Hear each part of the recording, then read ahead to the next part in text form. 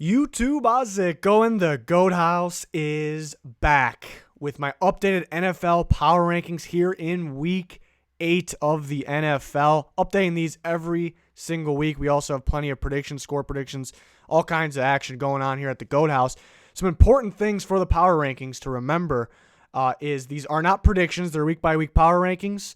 Head-to-head does really not matter that much because I'm comparing 32 teams. I'm not comparing one or two teams. And if you see a single team move up or down, it's not just because what they've done recently.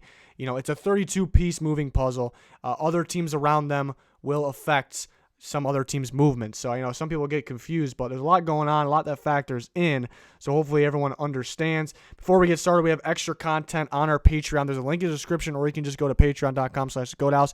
You get different score predictions that are on YouTube. If you sign up for that, you also get updated playoff predictions every single week. You get updated NFL mock drafts every single week with updated order and prospects. So a lot going on there. Check it out for more info. We'd appreciate it very much. Also appreciate you if you subscribe. We're trying to get to that goal by the end of the year. It's going to be a close one, so hopefully you subscribe. Click the like button. We got full NFL coverage here all year long, not just in the season. To the power rankings here, I have hidden some of the movements really in the top 10, so don't be alarmed quite yet. And let's just start at the bottom. Let me show the first two teams. I kept the Dolphins at 32 and moved the Bengals 31. I strongly considered flipping that, but there's really no reason to. The reason would be the Dolphins are, they got a lot of guys out. Whether they're holding them out on purpose or not, that's different debate. And they're still able to put up fights. I know it was a 10-point game, but they were beating the Bills. It was a fight.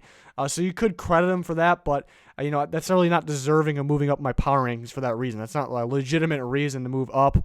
They're at the bottom for a reason. That's where they want to be. They're tanking.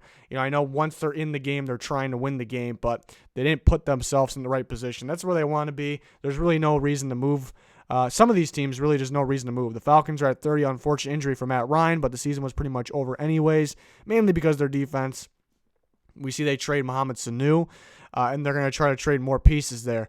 We'll see the exact direction they want to head, but it's looking like some sort of rebuild. But when you have Matt Ryan and Julio Jones, you'd think it'd be a quick turnaround. They would try to get a quick turnaround. Redskins still at 29. Played the Niners close, but I think it was mainly because of the field conditions. And then staying at 28, the Chargers. They're on a losing streak. They're pretty disappointing, but you can't really move them down below these teams. So that all stayed the same there. No surprises there. The Jets moved down 4 spots. Thought about moving them down more because they have one win, but they did play good against the Cowboys last week, and it was an embarrassing loss, but it was to the Patriots. So you can't punish them too much, but down 4 spots, definitely deserving. The Giants moved down 2 spots. A Cardinals game that you expect the Giants to win, and maybe the scoreline will show it that it was close, but Cardinals controlled that game pretty heavily there.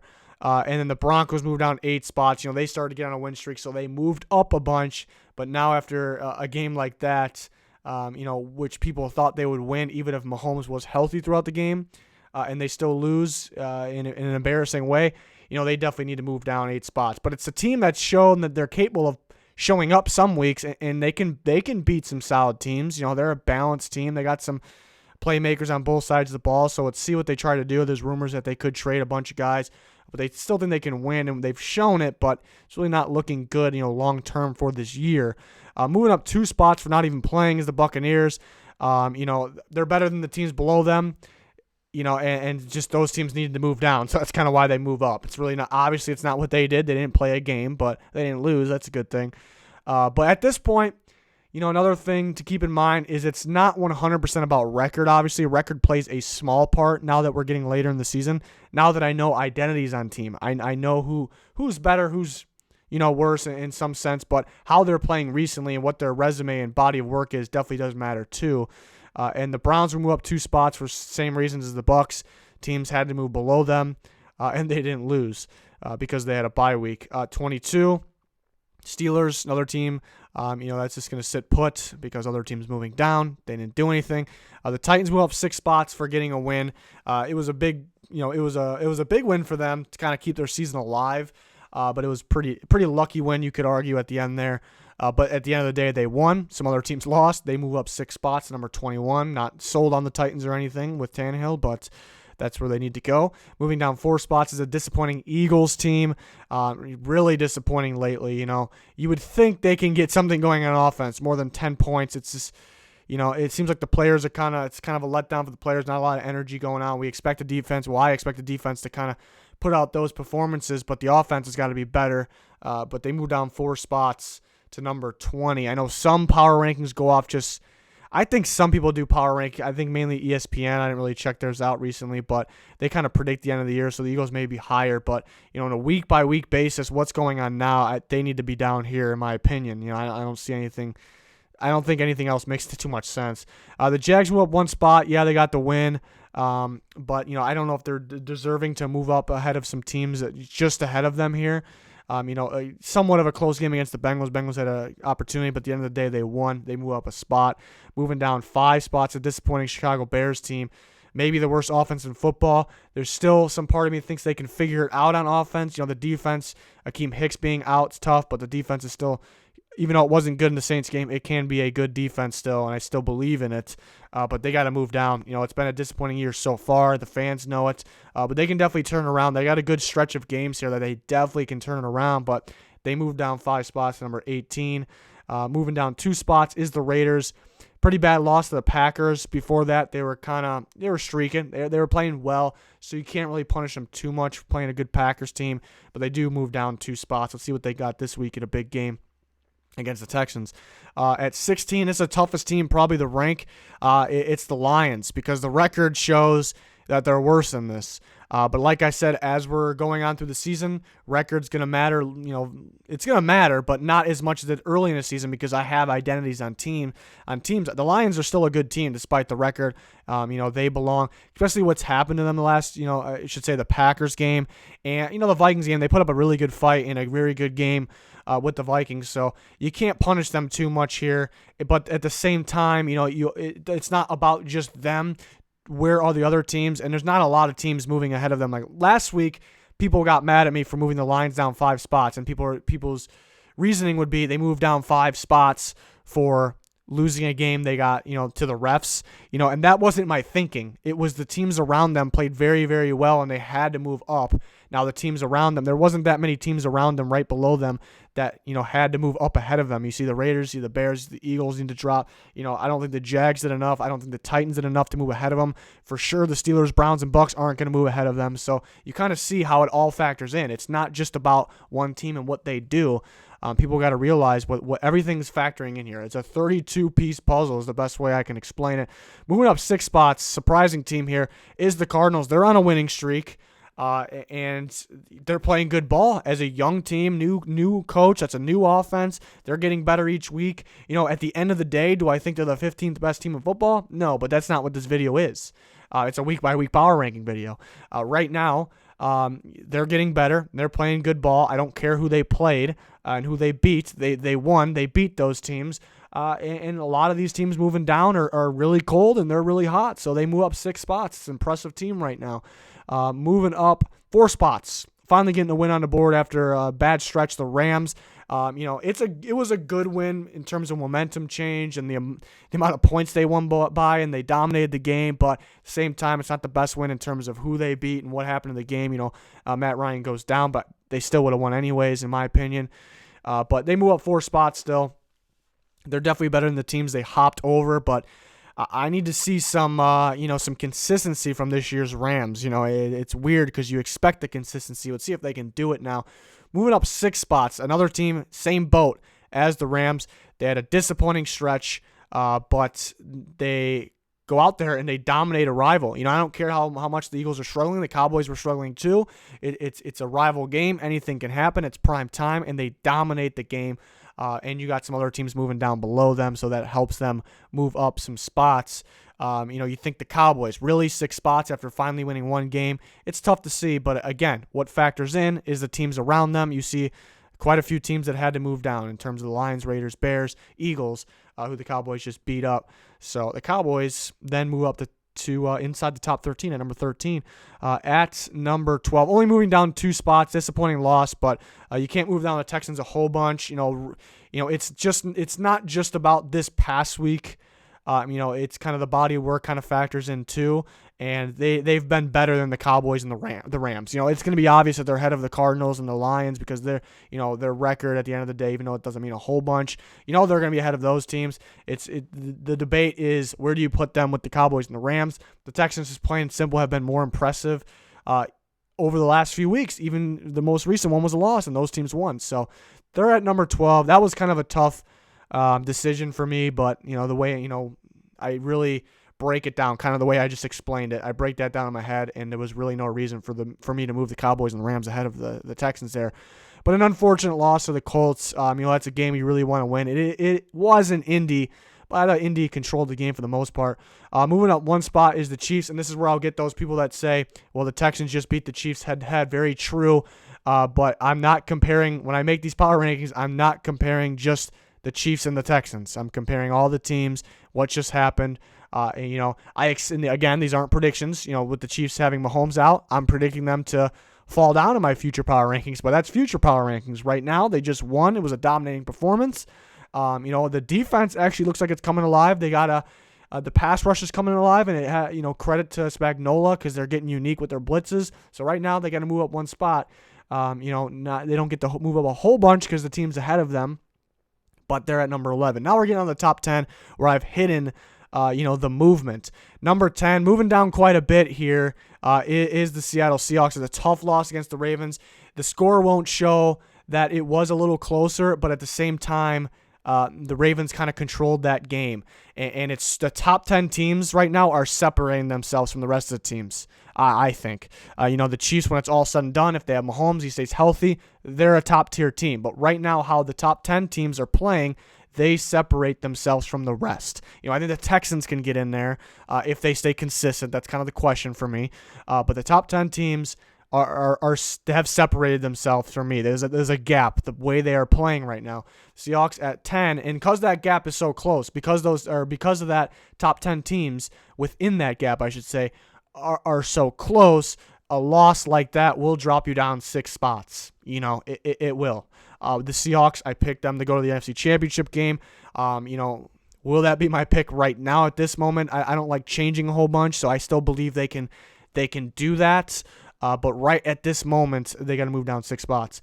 And this is where people are going to have a problem with me too. I know my viewers. I know my audience right now. I know you're going to have a problem with me. I got the Bills at 9, moving down 2 spots. And what the audience will say, they just won a game. They only have 1 loss. You're moving them down 2 spots. I see the argument, but it's not about what they just did. Yeah, they won the game. I wasn't super impressed with them, but that's really not. It's not about them. The 8 teams I have ahead of them, why they're ahead of them, they have been more impressive to me recently. They had more dominating wins recently, and now that we're further along in the season, I know these 8 teams ahead of them are better. I really do. I know the identity. The Bills are a good team. They're not moving down. At the end of the day here, to make it clear, they're not moving down 2 spots because they beat the Dolphins. People will come up with that. It's not correct. It's because of those top 8 teams and the comparison and execution. I love this Bills defense. Offense could get better as the season goes on. I'm not predicting anything, though, here. It's just that these top 8 teams have been more impressive. Their identity right now is they're a better team than the Bills. The record matters a little bit in that sense, but I like the top 8 teams better. So, unfortunately, the Bills moved down 2 spots even after a win. And then something similar can come up here. The Panthers are also going to move down 2 spots with the bye. So people may say, how could they move down 2 spots with a bye? Well, one, they can move back up if they just go out and get a win this week. And look who they're playing. They're playing the Niners, so they can really go up if they win. And then number 2, it's kind of the same thing. They sit on a bye while there's a bunch of other teams, a group of other teams that really, really impressed me. Either they had a dominating performance, they played a good team and dominated them, they're on a streak, they're looking really good. I have a firm identity on these teams at this part of the season, so that would be the reasoning. And these next 3 teams, these next 3 teams are so tight. These next 3, so tight. It's basically a tie. Number 7 is going to be the Colts, moving up 2 spots. So they move up 2 spots. been very impressive this year. They've had their kind of slip-ups, the Raiders game, where you just don't expect it. So I'm still back in my mind. I'm still kind of, are the Colts going to do that to me? But it's not predictions again. It's a very good team. It's a very good team, and it's crazy that they lost Andrew Luck right before the season started, and they're up here. I want to see them stay consistent. It's a good win over the Texans. They had a good win against the Chiefs. I want to see them stay a little more consistent, but they've done enough for me to put them in the top 7, and for them to hop over the Bills and the Seahawks, or the Seahawks, Bills, and Panthers, I should say. It means a lot there. At number 6 is going to be the Minnesota Vikings, who look like a whole different team all of a sudden. They're really feeling it lately. The offense is getting going. Kirk Cousins is getting going. The defense didn't play their best game, but I think everybody knows that if you go up against this defense, there's nothing free about it. I think people still have their doubts about their offense, not their defense. So if the offense can keep it up, it's a very scary team. They're really putting it together, and they're kind of learning the new Stefanski, Kubiak, playbook and play designs, and it's really coming along. And you got to give credit to Kubiak and Rick Dennison, their offensive line coach, because the offensive line's really playing, and that they're not getting enough credit right now. So this team's really picking it up. Number 6, and then number 5, and like I said, 5 through 7 is basically they're tight. Number 5 is the Ravens, up 6 spots. I had to move this team up to number 5. I had to. This team's scary. It's a scary, scary team, and people have problem with me moving them up or keeping them high when they've played some easy competition. It's not their fault. They didn't make the schedule, and I thought they played very well in those games. And they go and play the Seattle Seahawks, who's a very good football team, and they control the whole game, and we see how scary they can be. Lamar Jackson is he's a dominant player. He's a dominant player. Yeah, he can hit some more of those throws. There was some drops in there. I'm not worried about him. And the defense has gotten a lot better. Yeah, they had a bad loss to the Browns earlier, somewhat earlier in the year. The defense really wasn't all there. This defense will, like I predicted before the year, this offense and the defense will continue to get better. That's kind of a prediction, though, and that has nothing to do with the ranking. Just me right now looking at this team. This is a scary team, and a very, very impressive win against the Seahawks. They're moving up to number 5 for me. Number 4 is going to be the Green Bay Packers. They move up 1 spot. It's tough seeing them only move up 1 spot because they've been so dominant, but there's 3 teams ahead of them that I just can't move. I can't move those teams down. So the Packers really feeling it, really getting better on offense, with that somewhat new system, new coach, new playbook, I should say. We see Aaron Rodgers in the receivers starting to really get and Jamal Williams even picking up, get a kind of a grasp on that, and they're getting better and better. So they're the number 4 team in the NFL for me right at this moment. And then the top 3, it's tough, but I kept it the same here. I got the Saints at 3. The Niners at 2, and the Patriots at 1. The Patriots are no doubt number 1. They're the best team in football. There's quite a few really good teams, as you can see, but there's a gap between the Patriots and the other teams. The Niners are 2, and the Saints are 3. It was I did consider the flip of the Niners and the Saints because the Saints have been playing really, really good ball without their quarterback. They don't get bonus points, though, for not having their quarterback to me. You can't really get bonus points for that, but it is impressive. It's very impressive. They're beating some solid teams. They're streaking. It's just, the Niners have been dominant this year. They've been dominant, and, people will say they only beat the Redskins 9-0. If you watch the game, if you watch the conditions of the game, I'm not going to deduct points from the Niners for beating the Redskins 9-0 in straight slop of a field. I'm not going to, take them down for that, but it's interesting. You could argue the Saints. At the end of the day, I'll say the Saints are the better team than the Niners. At the end of the year, I'll say I think the Saints are a better team than the Niners. But week by week power rankings where things are changing and where it matters what the team's done, their body of work, what they've done recently. Both very good bodies of work. That's why they're in the top 3. But Niners got to be 2. And like I said, record will matter less and less. It still matters being undefeated. There's a huge difference to me comparing an undefeated team to a 1-loss team and comparing like a 1-loss team to a 2-loss team. Undefeated is undefeated, and they're not top 2 because they have that 0 in the loss column. It's just because the way they've played this year, and they've earned that. The Patriots are clear-cut 1. There's a clear-cut 4. Like I said, there was a gap. The top 10 separates themselves, but within that, I think the top 4, 2 through 4 separate themselves, and then number 1, the Patriots. So there's kind of some tiers there. Kind of goes Patriots, tier 1. Tier 2 is Niners, Saints, Packers. And then tier 3 is Ravens, Vikings, Colts. You can even stop there. Ravens, Vikings, Colts, Panthers, I'd say. And then the next tier, Bills, Seahawks. And then you got your next group of teams, which would be the Chiefs, the Texans, the Cowboys, and the Rams. And then the next group, I can keep going on. Next group would be the Cardinals through it's pretty much the Cardinals through the rest of the teams, I guess maybe down to the Buccaneers down there at 24. The Buccaneers, speaking of them, that's a team that, 1 week they look like a team that could be a easily top 15 team, and then 1 week they're at the bottom. So the bye week, maybe they figured something out with the bye week, so that's a team to watch out for possibly. So we'll see. Some big games coming up. I'm mainly thinking of that Niners number 2 versus number 8 in a battle. I can't wait for that game. Panthers, Niners. Let's see who we pick in our Pick'ems video tonight, which is Tuesday. Our Pick'ems come out every Tuesday night. My score predictions come out every Wednesday night or Wednesday during the day, afternoon.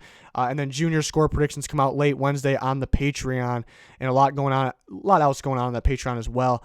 But that's going to do it for this one. Hopefully some more trades happen so I can make some more videos. I really like, those trades. Really, the NFL is so active now all of a sudden. It's great, and that means more videos from the Goat House. So appreciate you guys being here. Really enjoy making these videos. Please subscribe. That would help us out a bunch. That's going to do it for this one, though. Thanks, everyone, for watching. Goodbye.